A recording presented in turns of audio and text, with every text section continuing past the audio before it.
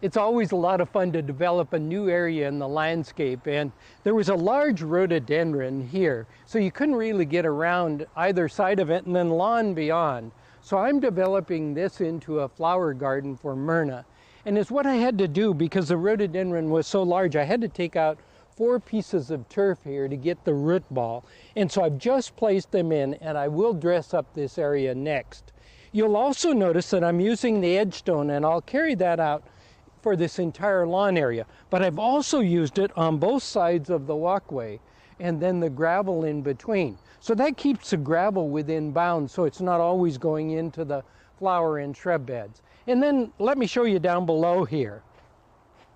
You'll notice that the pathway falls off pretty rapidly, and you'll notice that I ended up down here rather than to start. Normally you'd start and work up, but I wanted to flange this end out.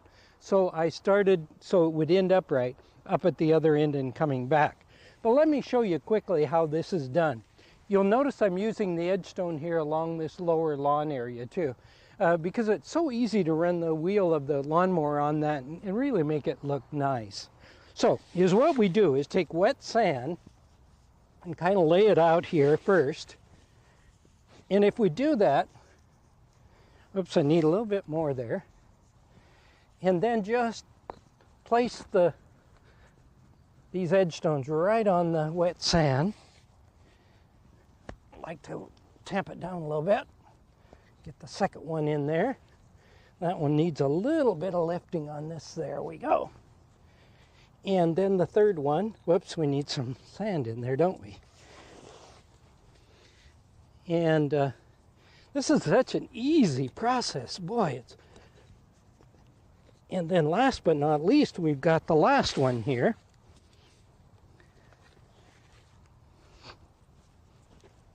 And all we need to do is to place it in place. Look at that, that easy, and it comes together beautifully, doesn't it?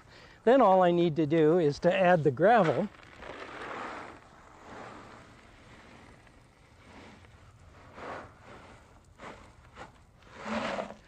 And I've got a rake there, but instead is all I'll do is just level this off by hand.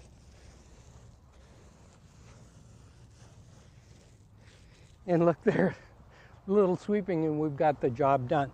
And what I'm going to do then is to plant on both sides of the walk here some perennials and some annuals for flowers so that Myrna will have them as cut flowers.